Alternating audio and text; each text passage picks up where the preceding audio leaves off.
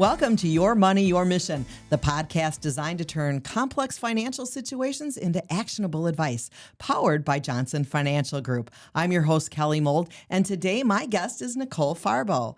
Nicole Farbo is a wealth advisor for Johnson Financial Group with some previous experience in private banking. She actually worked with me on several clients for a number of years in providing them both wealth advice and banking advice, and I am delighted to have you here today, Nicole. Welcome. Thank you. Thank you for having me. And one of the other projects that Nicole and I were able to work on was teaching a financial literacy class. It was an extremely fulfilling time, and we focused on women and some of the money mistakes and money concerns that were common to, women. So I think what's interesting about this topic that you're going to help me explore today, Nicole, is that the history for women and money is drastically different than I think what some people understand. We used to open our classes discussing the fact that starting in the late 1600s, there was something called coverture. And that meant that once a woman married her husband, she lost her own identity. She became essentially covered under the protection and care and identity of her husband. And although that has some kind of romantic connotations in how they term it, what it really meant was you lost a separate identity. You were unable to own anything.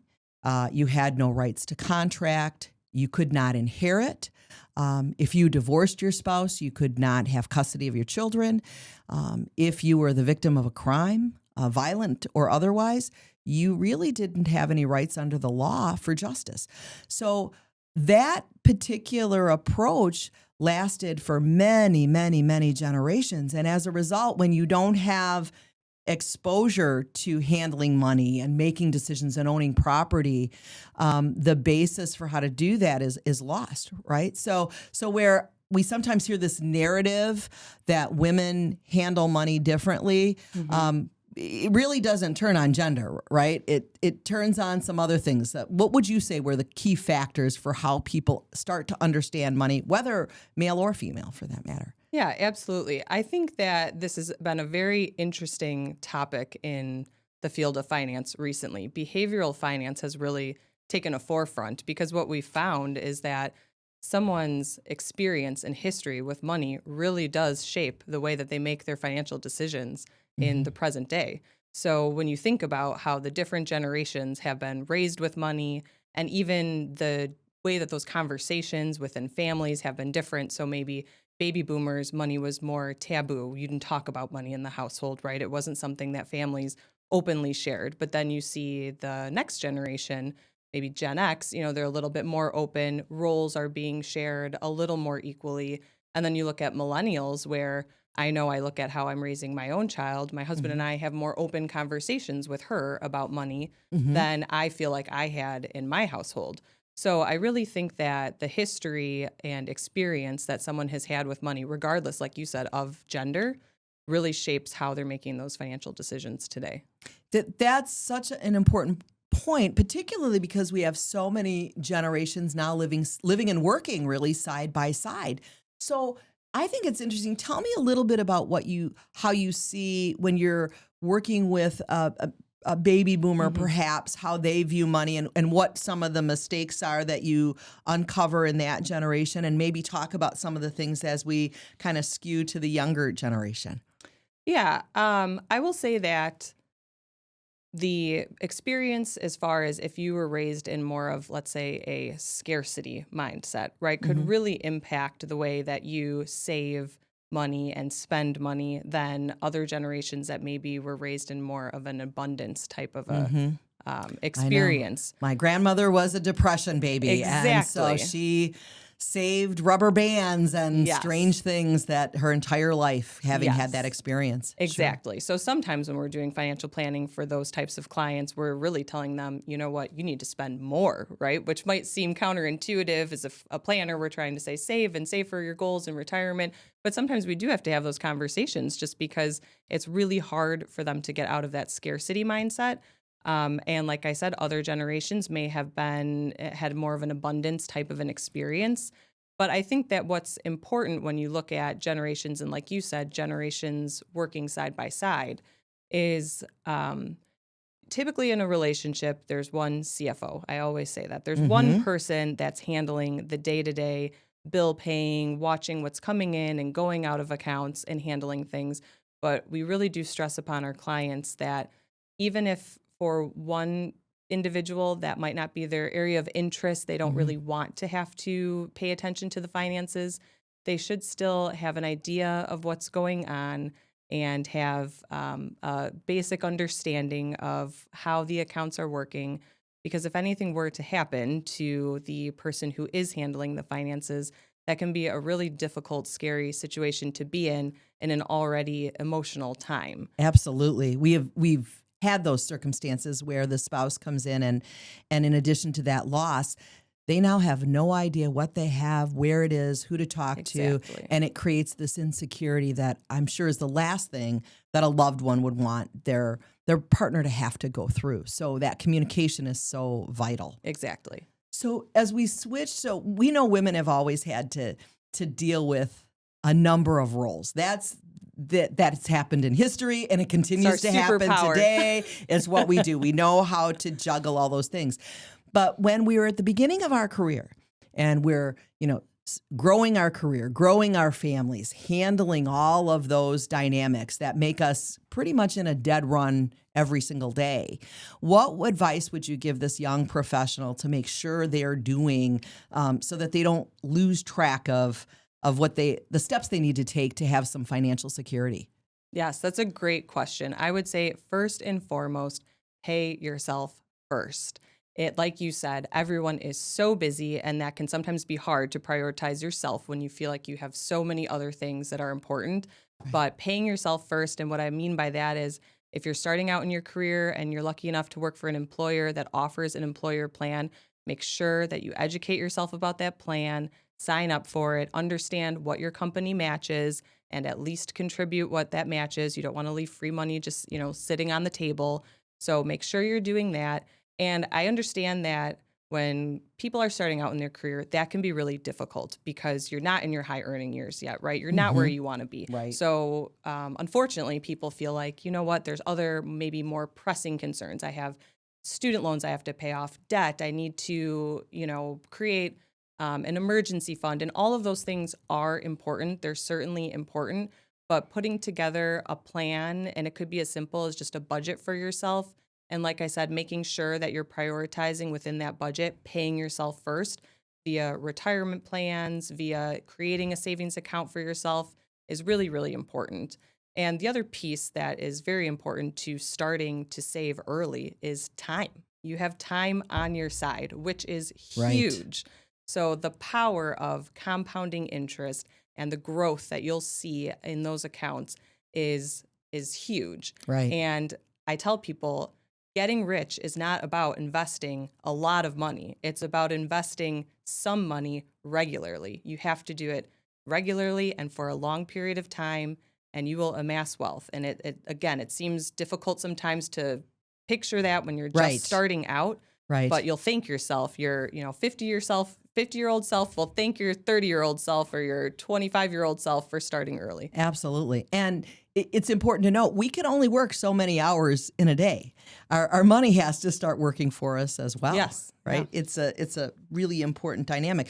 The other thing that I didn't learn until I came to Johnson Financial Group, and I wish I had understood this many, many years ago, was the importance of a banking relationship, of these advisors. Tell me a little bit about that, because honestly, it was late in the game, but it changed my life to start to work with a private banker such as yourself. Yes. Mhm. I will say that building a team around you is huge, and it's never too early to start doing that. So reaching out to a banker and developing a relationship that can evolve as your financial situation evolves is huge because you establish rapport with that person. They get to understand you and what your goals are and what you're looking to accomplish, and then they can provide you advice. So for a banker, that could be making sure you're in the right types of bank accounts, making sure that you're in the lowest interest rate loans and helping with debt consolidation. Again, student loans, credit card debt, whatever it might be.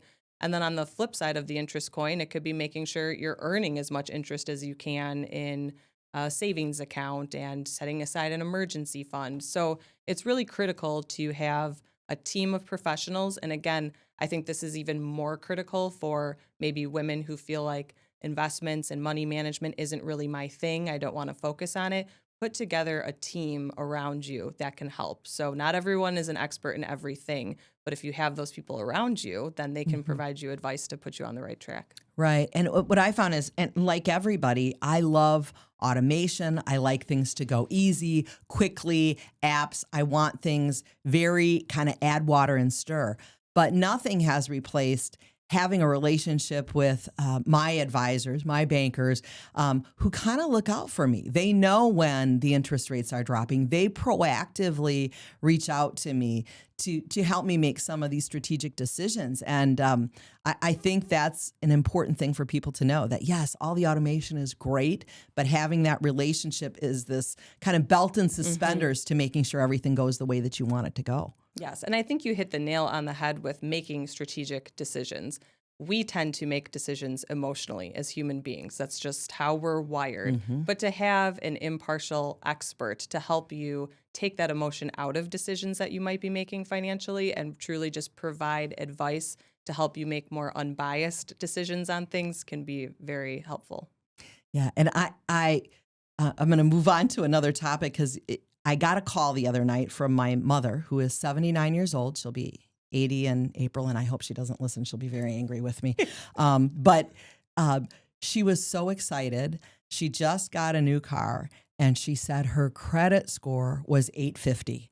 And she was just so excited about that. So I just thought it was so cute at this age. She's still working for that credit rating. Yeah. And I tend to talk to all the grandchildren and children about how important that is. I think some people miss how critical that credit rating is, how close to money in the bank having a solid credit rating is. Can you talk a little bit about that? Yes, credit rating is definitely a very, very important piece of your financial puzzle. So understanding and knowing, first off, educating yourself. What is your credit rating? Have you reviewed a credit report before? And I would definitely encourage our listeners, if they haven't, please go pull your credit report, review it, make sure there's nothing on there that you aren't aware of. To make sure that it's not impacting your score, but knowing what makes a good score versus an okay score versus a not so great score, and then understanding the steps that you can take to either improve your score or maintain an excellent score are very important. So a lot of these steps are things that are pretty easy to do if you can hold yourself accountable to being a financially responsible person. So, paying bills on time, making sure that you're not carrying too large of balances on credit cards, making sure that you have some diversification within your debt is helpful. So that could be revolving debt like credit cards, things like home equity lines of credit, but then also fixed loans like car loans, like your mom might have, had her credit pulled for. Mortgages, that diversification within credit can also help to improve your score. But it is critical because if you have a score that is considered less than excellent, it will unfortunately impact the interest rate that you'll pay. So and the major credit companies, TransUnion, Experian, Equifax, they offer a free credit report once a year. So you could get that quarterly and keep track of that pretty easily. Yes. The other thing I think it's important to note is, and you mentioned this, but with fraud so prevalent, being able to review that credit report is going to alert you to anything nefarious that might be happening that otherwise might take you a while to identify. Yes, unfortunately, this is the world that we live in today. And I'm sure that everyone listening has received some sort of letter in the mail about a data breach where their Social Security number may have potentially been impacted. So I will say that you can also freeze your credit and go to the website, to the different bureaus' websites like you mentioned, and put a freeze on your credit so that if for the off chance that your Social Security number was compromised and someone is trying to steal your identity and use your Social Security number to take out credit, they wouldn't be able to. Right. You just need to make sure that you remember how to unfreeze it and what your passwords are so Yeah. that you can Well, get and to they've it made when you that a need lot it. easier too. They have. So that's They good. have. You can make a call and Yes. so, but yeah, I have done that as well. So very important stuff for Yes. Yeah. security. Keeping an eye on your credit is definitely important. So one of the other things, and we kind of joked about this earlier, I think people don't recognize there is a tool that's as important as almost any tool they could have to really guide their financial health and their financial life. And that's a financial plan. I was saying you should have a driver's license, a marriage license, a financial plan, and those are some of the key Yes. documents that should happen. Not that the investment portfolio reviews and the estate planning documents aren't critical. They all are critical pieces to this. But that financial plan, tell us a little bit about that, because I think that's just such an important way for people to really understand the big picture, not just of today, but of tomorrow, where they want to be. Yes. As a certified financial planner, this makes my heart happy to hear this because, yes, I definitely think a financial plan is a huge asset to someone's financial picture. And I think a common misconception is, oh, I don't have enough money to start a plan. Why would I need to start planning now?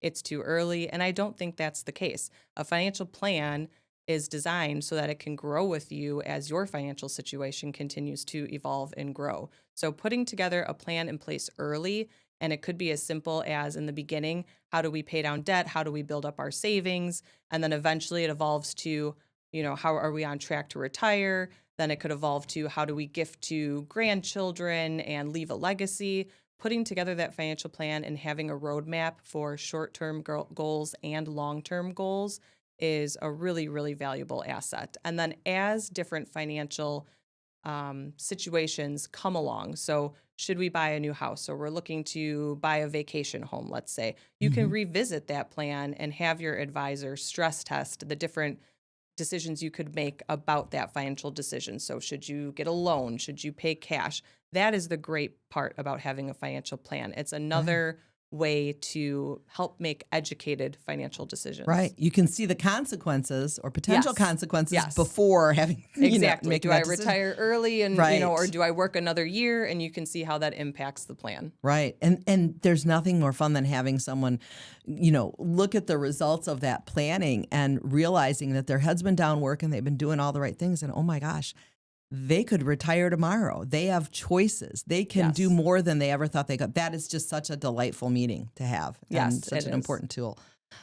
So when we go from the planning, we talk about, the choices people are making. One of the things I think you and I ran into, especially when we were teaching that financial literacy course, was that consumers often don't understand the power they have in their purchasing choices, especially when they're younger. And I remember this because when I got my first job and I was going to shop for my very first new car, and the car dealer said, yes, you can take this 1988 cherry red Dodge Daytona home, just sign here. I didn't even look at the interest rate. I was so grateful they were going to give me the privilege of signing that document and driving that beautiful car away. I just signed on the dotted line. And now one of the focuses I have is we have information at our fingertips. Our money is power. We get to make choices. We get to support businesses. Tell us a little bit about recognizing that consumer power in those choices. Yeah, I think it goes back to, again, making strategic decisions versus making emotional decisions. So your decision on the car, right, was I don't care what this is costing me. I don't care the interest rate. I am just so excited about getting this car. Yes. And that is how a lot of us make decisions. Again, that's how we're wired as human beings. It makes sense. That's our evolution. But you do need to recognize that you do have power as a consumer and you have the power to make choices. And I mean, anyone who knows anything about negotiating knows that you have power by being able to walk away. And that's how you have to think about things. Right. So make sure that you are doing your due diligence in making sure that you're getting a fair rate if you're getting a loan, you're getting a fair price, shop around. We're so lucky to live in this age of information where everything is right at our fingertips. So it's not like you have to go back and make 20 phone calls to figure out what the price of something is, right? You can just look it up right online and make sure that you're getting a fair price. And then I would encourage, again, if someone has a banker and a banking relationship, talk to your banker. Ask them, is this a fair interest rate for this loan? Is there something that I could be doing better? I think that's a huge advantage that consumers have, is the power of making a choice and being able to make an educated decision on where they're spending their money. Absolutely. In fact, that example of my mom, I had researched what the going interest rates were on new cars at the various institutions in our area. And so the dealer was able to beat that. I mean, she was able to get a competitive price by going in with that information. Exactly. And then one of the other things that I know we had to really stress in that class again, especially for women, is how critical it is to have an emergency fund, no matter how small, to start that and to be deliberate about having that. Tell me a little bit about that. Yes, an emergency fund is exactly what it sounds like. It is having money set aside in case of an emergency. And that is critical because if there's an emergency, then this is already an emotional and stressful time. And you don't want to add stress onto that situation by not having money set aside to take care of whatever it might be that you need to take care of in that emergency. So industry-wide, we typically say 3 to 6 months worth of expenses is what should be set aside for an emergency fund. And I do challenge people to really take a look at your expenses, because sometimes we find in the financial planning process that one of the hardest questions for people to answer is, what are they spending every month? You know, when you're working, money's coming in, money's going out. As long as the checkbook's in the black, we're good. But really get an understanding of, what are you spending your money on? How much does it cost to run your household? So that if there was some sort of short-term disability or some unforeseen circumstance that happens, you know that you have a nest egg set aside, that you can take the time that you need to recover from whatever the emergency might be and still be okay. Right. And if people took a look at some of those expenses, to your point, especially nowadays, things that get away from us, subscriptions and, just the things that we sign up for that don't realize. I think I've told you I've been donating to Weight Watchers on and off for a number of years. And so keeping track of what's going on is really, really important and can be helpful. And then you can find those extra dollars to make that little fun. And teaching kids to have that emergency fund, and then teaching them what an emergency really is and what it isn't is probably helpful as well. What final thoughts do you have for our listeners today on financial literacy and what they should be doing to enfold those habits into their life? Yeah, I think investing in themselves and educating themselves about finance is first and foremost. And again, that doesn't mean that they have to be an expert. It's okay if finance is not everyone's area of interest like it might be for us, but at least having a general idea of what is going on in their financial picture and in their household. And if they have a partner and that person is handling the finances, making sure that they at least have a general idea of what is going on. And a financial plan, again, could help with that because it has everything sort of put into a document that shows, here's where the accounts are, here's what our expenses are, here's what the income is. So just making sure that they have that information at their fingertips, I think, is paramount. And then when it comes to things like monitoring credit and budgeting, I mean, there's so much information out there, right? There's podcasts like ours that can help with educating someone on financial literacy. There's tons of different apps out there on budgeting. I even know that our banking app gives you a little snapshot of what your credit score might be. So just paying attention to those types of things and keeping themselves educated is going to pay dividends in the long run. Thank you so much, Nicole. This has been so helpful. I appreciate you being with us. Oh, thank you. I've enjoyed our conversation. And thanks to all of you who are listening. If you have questions you'd like us to explore, please go to the show notes, type your question, and hit submit. And make sure you subscribe so you don't miss out on future episodes of Your Money, Your Mission, the podcast designed to turn complex financial situations into actionable advice, powered by Johnson Financial Group. This podcast is not a recommendation to buy or sell any investment or financial products. Whether a particular investment or financial solution is right for you depends on the facts of your particular situation. Please consult your own professional advisors prior to taking any action based on the content of this podcast. Wealth management services are provided through Johnson Bank and Johnson Wealth Incorporated, Johnson Financial Group companies. Additional information about Johnson Wealth Incorporated, a registered investment advisor, and its investment advisor representatives is available at advisorinfo.sec.gov. Investment products are not insured by FDIC, are not deposits, and may lose value.